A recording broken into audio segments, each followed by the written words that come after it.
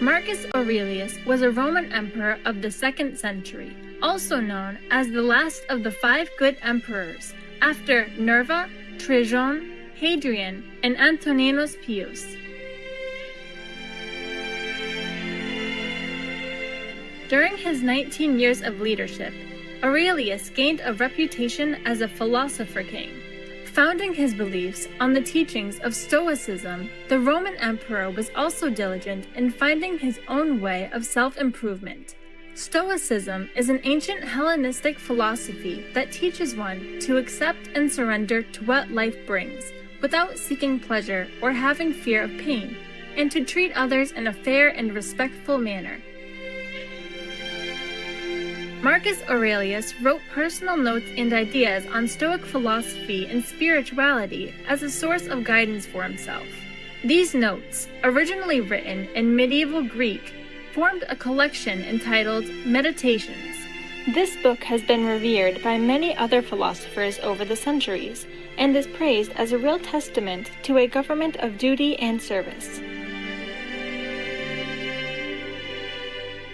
We will now continue with the timeless insights by Marcus Aurelius in Book 3 from his book entitled Meditations.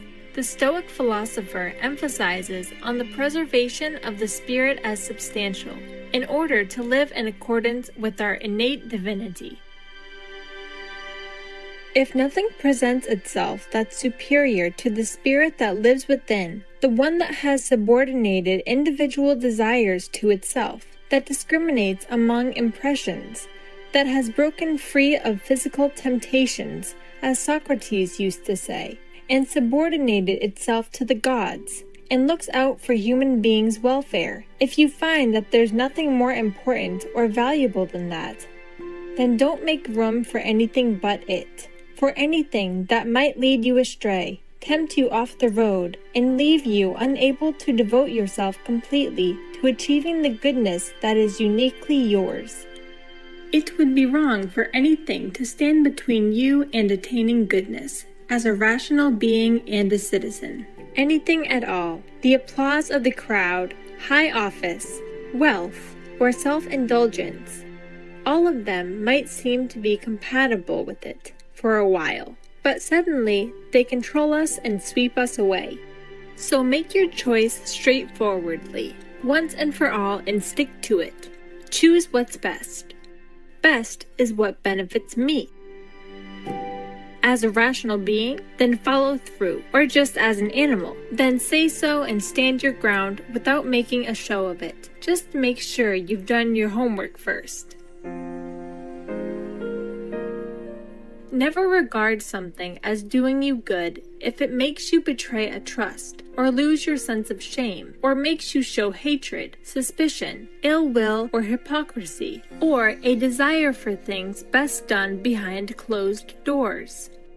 If you can privilege your own mind, your guiding spirit, your reverence for its powers, that should keep you clear of dramatics, of wailing and gnashing of teeth. You won't need solitude, or a cast of thousands either. Above all, you'll be free of fear and desire. And how long your body will contain the soul that inhabits it will cause you not a moment's worry. If it's time for you to go, leave willingly, as you would to accomplish anything that can be done with grace and honor. And concentrate on this, your whole life long, for your mind to be in the right state, the state a rational, civic mind should be in. The mind of one set straight and purified, no pus, no dirt, no scabs. And not a life cut short by death, like an actor who stops before the play is done, the plot wound up. Neither servility nor arrogance, neither cringing nor disdain, neither excuses nor evasions. Your ability to control your thoughts, treat it with respect. It's all that protects your mind from false perceptions, false to your nature, and that of all rational beings. It's what makes thoughtfulness possible, and affection for other people, and submission to the divine. Forget everything else. Keep hold of this alone and remember it. Each of us lives only now, this brief instant. The rest has been lived already or is impossible to see. The span we live is small, small as the corner of the earth in which we live it. Small as even the greatest renown, passed from mouth to mouth by short-lived stick figures, ignorant alike of themselves and those long dead. To the standbys above, add this one.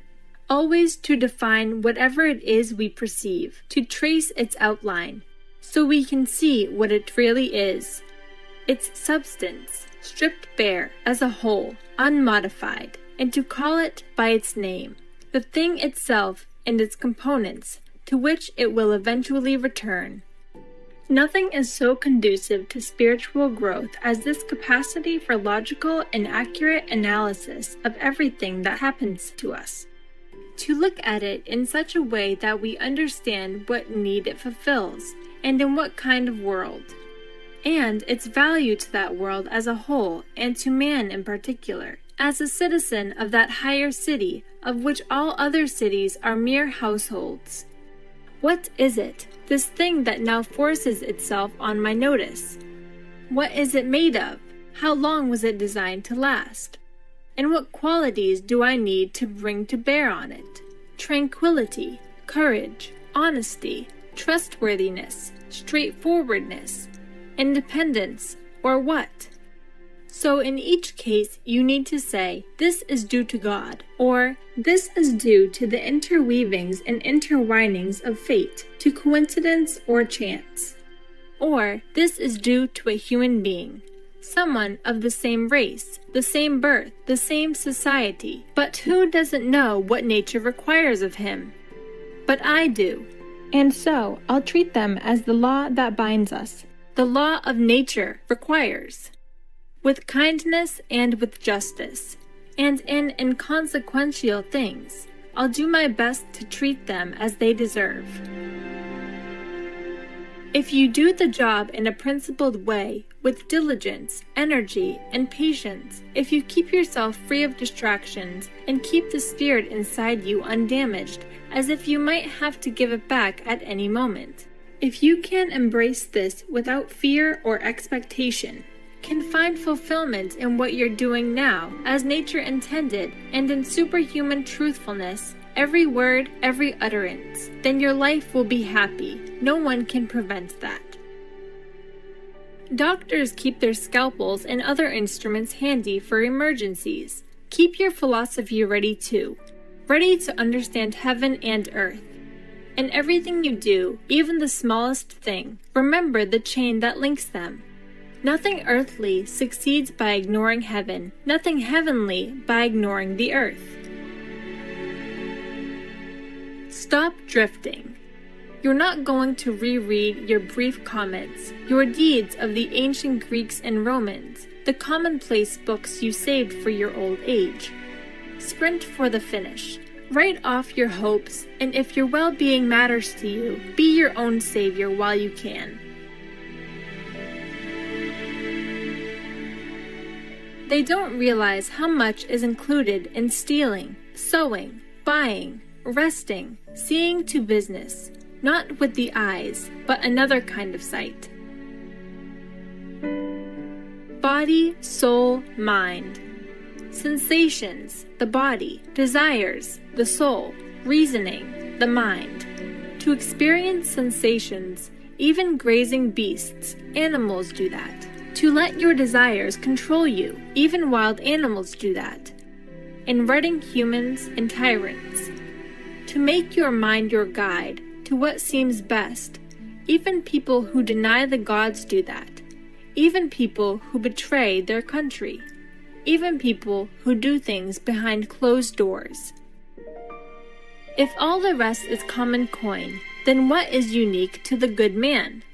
To welcome with affection what is sent by fate, not to stain or disturb the spirit within him with a mess of false beliefs. Instead, to preserve it, faithfully, by calmly obeying God, saying nothing untrue, doing nothing unjust. And if the others don't acknowledge it, this life lived with simplicity, humility, cheerfulness, he doesn't resent them for it, and isn't deterred from following the road where it leads, to the end of life, an end to be approached in purity, in serenity, in acceptance, in peaceful unity with what must be.